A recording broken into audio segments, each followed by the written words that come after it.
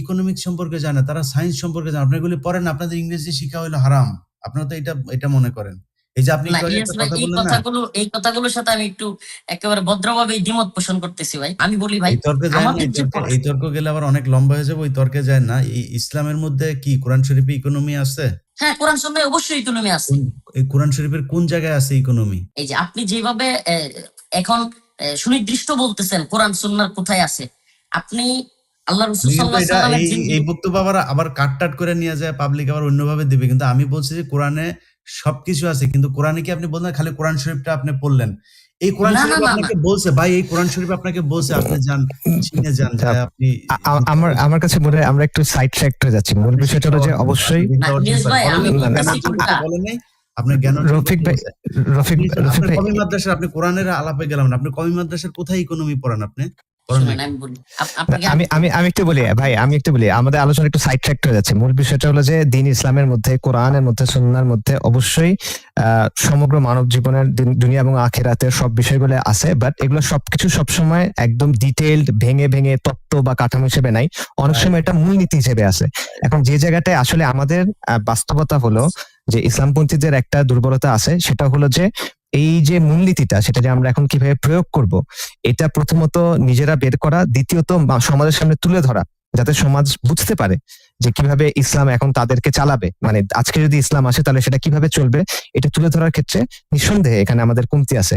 এই বিষয়টা আবারও, এটা শুধুমাত্র আমি আবারও বলবো ওলামায়ে কেরাম আমাদের মাথার তাজ, এটা শুধুমাত্র তাদের না, এটা সামগ্রিকভাবে সবার আর কি। জি, আমাদের এই মাদ্রাসার শিক্ষা ব্যবস্থার ভিতরে আপনি কোরআন আপনি একদম করবেন, মুখস্থ করে ফেলবেন। ওই কোরআনের আমি গ্যারান্টি দিলাম 50% বাংলাদেশের হাফেজ সে কোরআনের মানে জানে না। এটা বিশ্বাস করেন হাফেজ আপনি? সাহেব তো জানে না। কিন্তু আমি একটু আসিফ আদনান ভাই এবং ইলিয়াস ভাই একটু বলি। না ভাই, ওই আলোচনা অন্য দিন ভাই। এটা এই আপনাদের আলোচনা না, এই কথাটা বললে বুঝে আসবে ভাই, এই হবে। কথাটা বললে আপনার বুঝে আসবে। সেটা হলো তালেবান, কিন্তু আপনি যেটা বলতেছেন তালেবান যে ক্ষমতায় আছে আফগানিস্তানে, আলহামদুলিল্লাহ তারা কিন্তু দেশ পরিচালনা করতেছে। আপনি ওরা কি বানাইতেছে আপনি জানেন? হ্যাঁ, এটাই তো বলতেছি। তারা আপনি পারবেন? এখন আপনাকে বলি, আপনি চরমনাই গানি সরকার, আশরাফ গানির যে সরকার, ইলিয়াস ভাই আমি বলি, আরে ভাই আপনি একটা সরকারের পার্ট হবেন। ইসলামিক সরকার হইলে এমন না যে সব হুজুরাই থাকতে হবে। আজকে আশরাফ গানির সরকারের যে সমস্ত লোকেরা ছিল, তারা কি তওবা করে তালেবান সরকারের অধীনে আসে নাই? তারা কি কাজ করতেছে না? মুসলমান মানে আপনি এখন আওয়ামী লীগের যারা ধরেন শিক্ষিত আছে, বিএনপির যারা শিক্ষিত আছে, ওদেরকে নিয়ে তারপরে তো আপনার নেতৃত্বে যাবে কেন? আপনার ভাই, আমি যদি দিন প্রতিষ্ঠা করতে চাই মুসলমান হিসেবে, এই তর্ক করলে অনেক লম্বা হবে। সেই তর্কে গেলাম না, অন্য একদিন। এগুলো ইনশাআল্লাহ অন্য একদিন, এগুলো নিয়ে বিশাল বিতর্ক হয়ে যাবে। তো হুজুররা যদি মূল দায়িত্বে থাকে, তখন জেনারেলদের হুজুরদেরকে মানতে সমস্যা কি? তো হুজুরদের মধ্যে থেকে আপনি কিছুই পারেন না, আপনি খালি মিলাদ পড়াইতে পারেন। আপনার নেতৃত্বে আমি যাব কেন? না, কোরআন আপনাকে বলছে, কোরআনের মধ্যে শুনেন, কোরআনের মধ্যে বিজ্ঞান আছে, সব আছে। আপনি কোরআন বাংলা পড়েন না, আপনি এটার অর্থ জানেন না, তো আপনার পিছনে আমি যাব? আপনি নিজেই তো জানেন না, আপনি একটা অজ্ঞ লোক। আমি কেন আপনার পিছনে যাব? মানে আপনি পারেন না, কিন্তু আপনার আমি নেতা মানে থাকবো। আপনার নেতা মানুষ কোথায় জানেন? আপনাকে আমি এই কথা বলি, উলামায়ে কেরামের প্রতিনিধিত্ব করতেছি, মারা গেলে আর ওই ভাই আপনার কথাগুলোতে আমি নেতা মানি না। দরকার, কারণ আপনি পারেন না তো আর কিছু। ইলিয়াস ভাই, আমাকে নেতা মানবেন না আপনি কেন বলতেছেন যে আপনি ওই যোগ্যতা নাই? আলেমদেরকে মানবেন না? বাংলাদেশে এমন অসংখ্য আলেম দেখাইতে পারবো, আপনি যে কোনো বিষয়ে যদি জিজ্ঞেস করেন অন্য সাধারণের চাইতে কম জানে না, আপনি দাঁড় করাইতে পারবো। নাম বলেন। আমি ইলিয়াস ভাই, আমি অনেকের নাম বলতে পারবো। আপনি যদি নাম বলেন, একজনের নাম। কার নাম বলতে হবে বলেন? কি বিষয়ে বলেন? আপনি কোন ইকোনমিক্স এর বিষয়ে মামুনুল হক সাহেব হুজুর জানে? অবশ্যই জানে। শেখুল হাদিস আল্লাহ মামুনুল হক সাহেব জানে? হ্যাঁ জানি। হ্যাঁ জি জি, আমি জানি না মামুনুল হক কি জানে, আমি জানি না। হ্যাঁ, ইকোনমিক্স এর উপরে উনি পড়াশোনা করছেন। সেই পড়াশোনা কমই মাদ্রাসায়। আরে ভাই, কমই মাদ্রাসায় সব থাকতে হবে কেন? ভার্সিটিতে কোরআন আছে? ভার্সিটিতে কোরআন আছে? কোরআনের যেই জ্ঞান আপনার দরকার, কোরআন আপনাকে, যে আপনি বলেন না কোরআনে আছে, আপনি কিন্তু আমি কোশ্চেন করছি কোরআনের কোথায় আছে, আপনি কিন্তু উত্তর দিতে পারেন নাই। আপনাদের মামুনুল হক সাহেব যখন বক্তব্য দেন, ওনার আশপাশের লোকজন স্টেজ থেকে পড়ে যাওয়ার অবস্থা হয়ে যায়, যেই ধমক উনি দেন।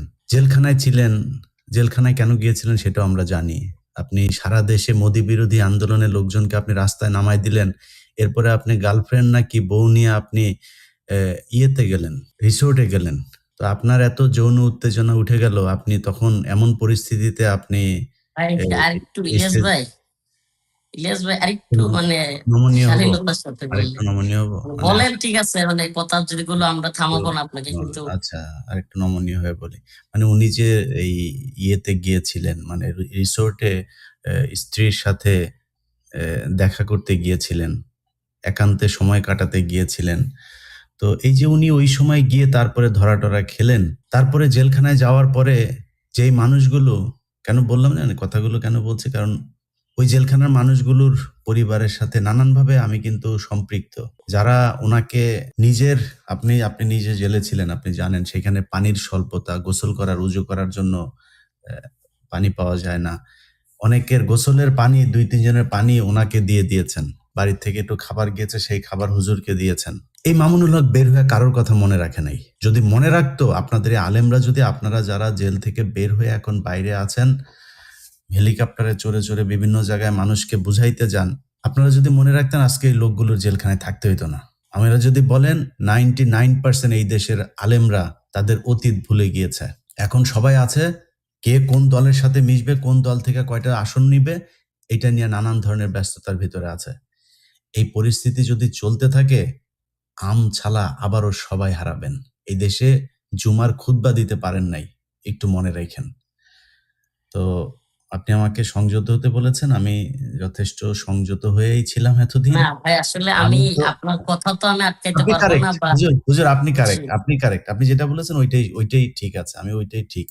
এই দেশের আলেম সমাজের দায়িত্বটা কি? আপনাদের কারণে সেই মানুষগুলো এখনো পর্যন্ত জ্বলে, মানে জেলখানায় আছে। বিশ্বাস করেন, যদি ভুলে যেতে পারতাম, এগুলো নিয়ে যদি খারাপ না লাগতো, আপনারা কেউ যদি এ এই মানে না করতেন, তাইলে এই এগুলিতে যাইতাম না। এখন খারাপ লাগে, আমার খারাপ লাগে। এখন কি করব? অনেক মানুষ, এই যে আপনারা ৩ জন দাড়ি টুপিওয়ালা মানুষ আছেন না? আমি যেখানে বসে আছি, এখানে বসে আপনাদেরকে নিয়ে কথা বলতেও অনেকে না করেন। ভাই, আলেমদেরকে আপনি আপনার YouTube চ্যানেলে আইনা খায়া ফেলবে। আরে ভাই, আমি দুনিয়ায় ১ সেকেন্ড বাঁচতে পারব না আল্লাহ না চাইলে। কত এসব বিপদ, আল্লাহ কত বিপদ দিয়েছেন, আল্লাহ সেটা কাটিয়ে দিয়েছেন। এগুলি নিয়ে কেয়ারও করি না।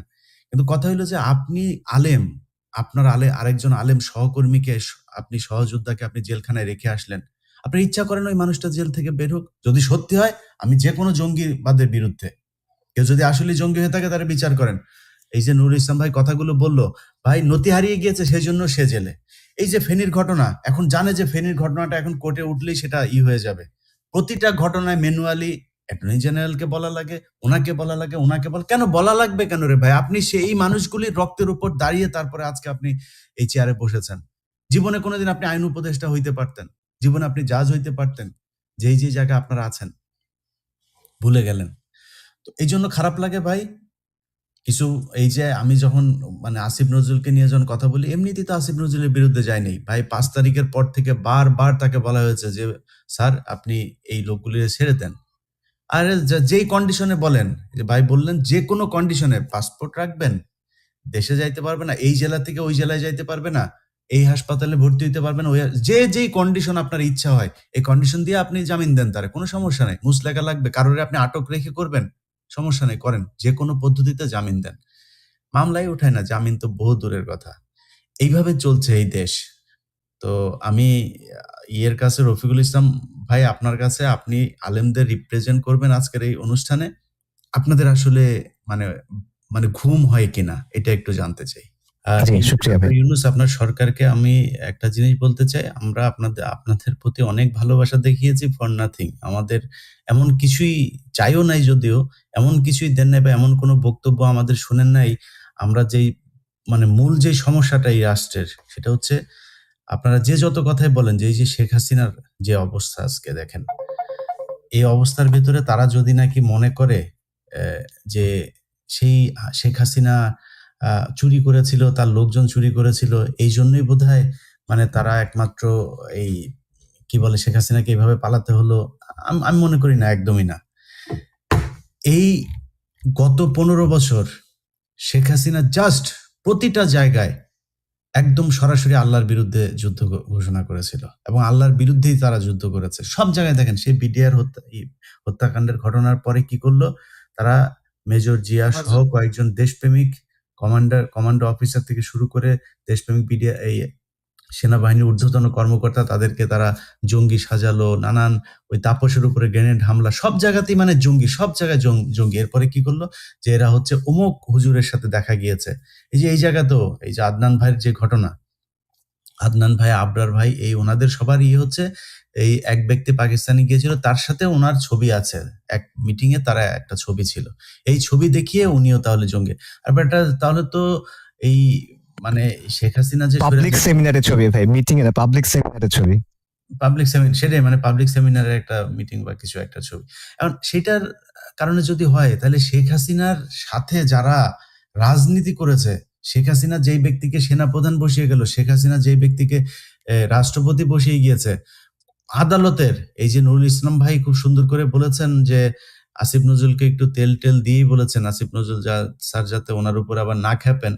তো আমি তো তেল দিয়া বলতে পারবো না, কিন্তু আসিফ নজরুল স্যারের মূল যে পিএস, আমরা নাম ধরে বলেছি, সেই শামসুদ্দিন মাসুম, সে ছিল হচ্ছে সাবেক প্রধান বিচারপতি এবিএম খায়রুল হকের পিএস। সেই ব্যক্তিকে আসিফ নজরুল এখনো পর্যন্ত রেখেছে। আসিফ নজরুলের একটা বউ আছে, 4-5টা গার্লফ্রেন্ড আছে, প্রচুর টাকা আছে, অনেক কিছু আছে, শুধু সম্মান নাই। আসিফ নজরুল, তুমি রাস্তাঘাটে গেলে কয়দিন পরে জুতা দিয়া থাপড়াবে তোমারে।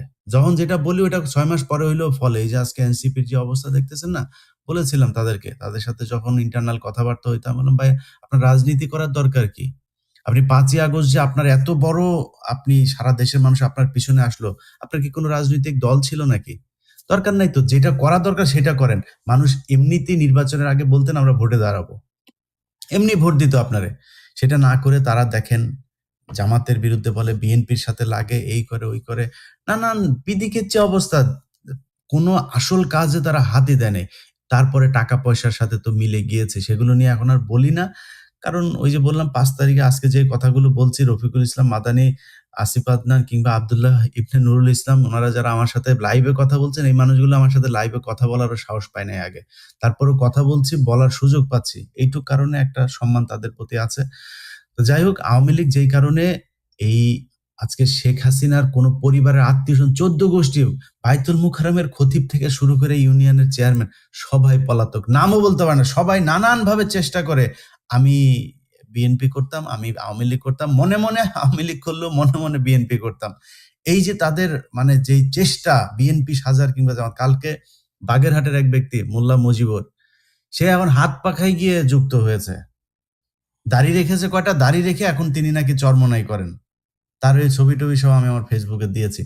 এই যে বিশাল লানত, এটার কারণ কিন্তু দুর্নীতি করেছে এই জন্য না, সেটার জন্য যদি হয়, আমার মনে হয় এখন যা হচ্ছে আগের চাইতে আমার মনে হয় ডাবল হচ্ছে। যদিও খাতগুলো ছোট, গরুর হাট, টেম্পো স্ট্যান্ড ফিস্ট্যান্ড, এগুলো অনেক কিছু আমরা শুনি, কিন্তু খাত ছোট হইলেও দুর্নীতি কিন্তু ব্যাপক আকারে হচ্ছে। তো সেইটার কারণে হইলে তো আমরা শেখ হাসিনাকে সরানোর দরকার ছিল না। শেখ হাসিনার বিরুদ্ধে এই এতদিন কথা বলার একমাত্র কারণ, সেটা হচ্ছে ভারত, একমাত্র কারণ হচ্ছে ইসলাম বিদ্বেষী যে সরকার ছিল তাদের। সেই শেপই যদি আবার ব্যাক করে, তাহলে আমাদের দরকার ছিল কি এত কিছু করা?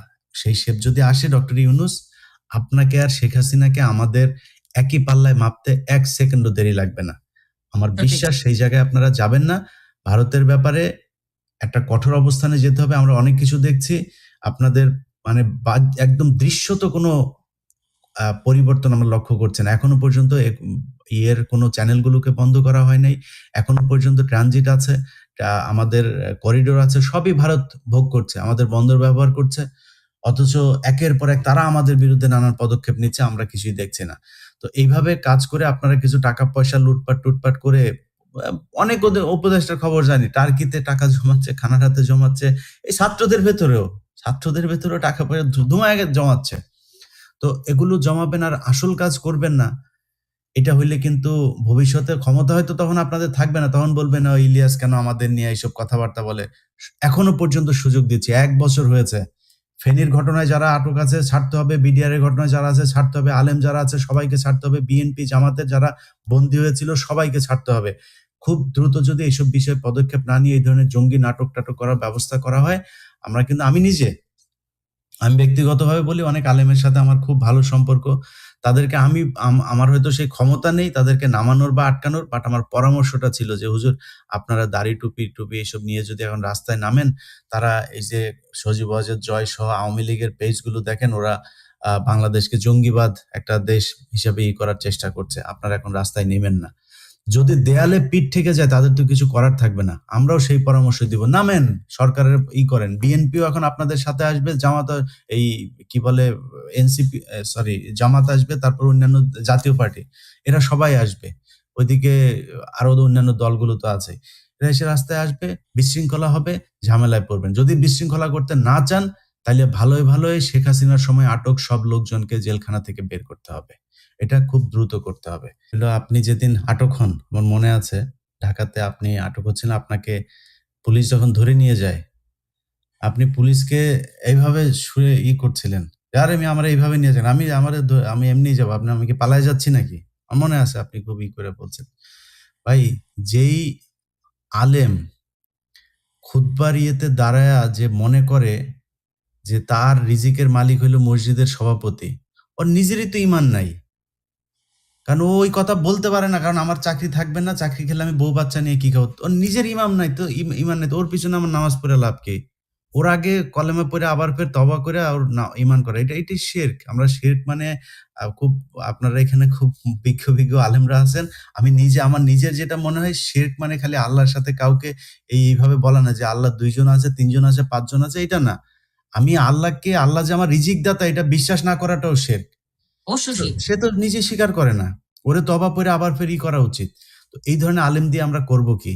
এই জন্য আপনারা পছন্দ করি, আপনার সাথে আমার ভালো সম্পর্কের অন্য কোনো কারণ নাই, এটাই কারণ। তো আপনার ব্যাপারে জানি, কিন্তু আপনাকে নিয়ে, সামনে নিয়ে যে কথাগুলো বলেছি, এই কথাগুলো আসলে আপনাকে না, আপনাদের আলেম সমাজকে নিয়েই। আপনি একাই তো আর আলেম সমাজকে পুরো নিয়ন্ত্রণ করেন না, আপনার সীমাবদ্ধতা আছে। আর পুরো আলেম সমাজকে বলবো যে ভাই দেখেন, আপনাদের অবস্থান কিন্তু খুব একটা ভালো না বাংলাদেশে। এই যে একটা বিশাল উপদেষ্টা পরিষদ হলে আপনাদের একজনের ডাকেও নাই। কেন ডাকে না? এটার জন্য কি শুধুই সরকার দায়ী বা মানুষ দায়ী?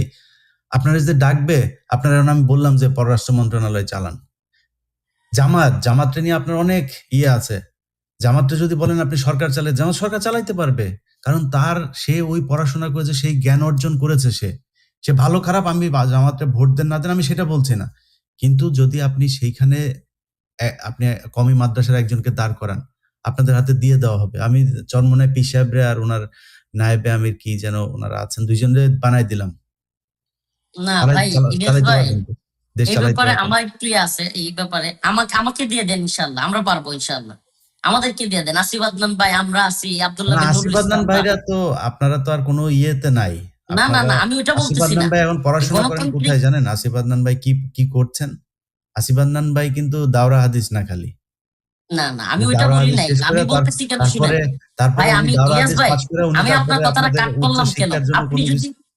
আপনি যদি পশ্চিমাদের এই চাপায়া দেওয়া তথাকথিত আইনে শাসন করতে বলেন, তাইলে হুজুরা পারবে না, এটা সত্য।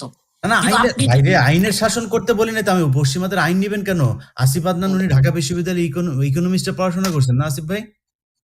জি ভাই, আমি একটু ক্লিয়ার করি, আমি মাদ্রাসায় পড়ি নাই ভাই, না আমার না আমি পড়াশোনা না পুরো স্কুল আমি কলেজ জানি ইউনিভার্সিটিতে। ভাই, আমি জি জানি, জি আমি ওইটাই বললাম যে আপনি কিন্তু জি মাদ্রাসার স্টুডেন্ট না, আমি সেটাই বলছি। আমি বলি না যে আপনি জি, আমি আলেম না, আসলে সবাই আলেম বলছেন, আমি আলেম উনি না। তো জি পড়েন জি নাই। জি আপনি ওনারে তো আপনি আলেম হিসাবে নিয়ে আসতে পারবেন না। আপনাদের যে তথাকথিত আলেম, তারা মানে ফেকের ভিতরে সমস্ত এই যে অর্থনীতিগুলি আছে, আলহামদুলিল্লাহ বিস্তৃত আছে, আপনি কিন্তু এগুলি আপনাদের অভিজ্ঞ অর্থই সম্পন্ন জানেন লোক না, তো কম। আছে আপনি বুঝলেন কেমনে?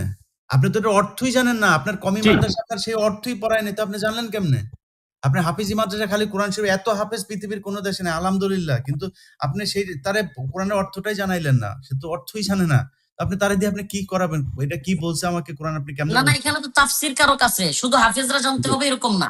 আপনি যদি বলি যারা ক্লাস ফিকে 8 এর পড়ে ছাত্র ভাই আছে, ইকোনমিক্স ওগুলি জানে, চারটা আলাদা। শুনেন, আপনাদেরকে আমরা শুনেন, ধরেন একটা ক্লাস 8 পড়া ইউনিভার্সিটিতে ছাত্র গেলে, কি ইকোনমিক্স জানে ভাই? মনে করেন যে আমার ক্লাস 8 পাস, ইকোনমিক্সের একটা 8 শাখা, পাস কোন ছাত্র কি ইকোনমিক্সের ইকোনমিক্স জানে? শাখার মধ্যে সবচাইতে ভালো পিএইচডি করে আসছে সবচেয়ে ভালো ইউনিভার্সিটিতে, সে হইলো ওইটার হেড হিসাবে তারে বসায়। কারণ কি? সে ওইটার এক্সপার্ট। ওই জি বুয়েটের যে জি এক্সপার্ট জি। ইঞ্জিনিয়ার, একজন সিভিল ইঞ্জিনিয়ার, তার সবচেয়ে ভালো ওনাকে ওইখানে বসায়, কারণ উনি ওইটার এক্সপার্ট। আপনি এক্সপার্ট কিসের বলি? আপনি এক্সপার্ট হইছে পোলাপানের মুসলমানি দিলে, আর বিয়ে, আর হইলো গিয়া ওই যে আপনার এই এই কি বলে এটা, মারা গেলে করে যে আপনার, আরে জানাজাতে আর হলো মিলাদ। এই 4 জায়গার এক্সপার্ট আপনি হইছেন। যেই কারণে ওই 4 জায়গায় কিন্তু আপনাকে প্রচন্ড রকমের সম্মান দেওয়া হয়। বিয়ের দিনও আপনি হুজুর, তারপরে জানাজার দিনও হুজুর আপনি, আর হইলো গিয়ে মিলাদের দিন হুজুর আপনি। আপনি এগুলি জানেন এই কারণে। এর বাইরে আর আপনারা কিছু জানেন না। এই কারণে আপনাদের এই সমস্যা। এই বিষয়গুলোতে আমি ঠিক আছে। দ্বিমত পোষণ করতেছি। ঠিক এই আছে ভাই, না বিষয়গুলোতে আমি জানেন না দ্বিমত ভাই, পোষণ আপনাদের পড়ানোই করতেছি। হয় না, জানবেন কোত্থেকে? যদি জেনে থাকে না ওই যে আপনি আসিফ যেটা রহমান, বলছেন, উনি আপনি কিন্তু ভাই ইলিয়াস ভাই PhD শুনেন, করতেছে। আপনি আমার সাথে বসেন। আমি আজকে তো লাইভ টক শুতে এই কথাগুলো বলতেছেন, ম্যাচুরিটি কিংবা আপনি একটা সামাজিক লাইনে আসেন, বিচার আপনি আদালত ফোনে বলেন, আসেন, এই কথা বলতেছি। ইস্যুগুলোতে ফোনে আসেন আমাদেরকে হুজুর, আপনি কোনো আপনাদের বিষয়ে বহুত যদি চেঞ্জ কথা হইতে বলতে হবে চান, হুজুর।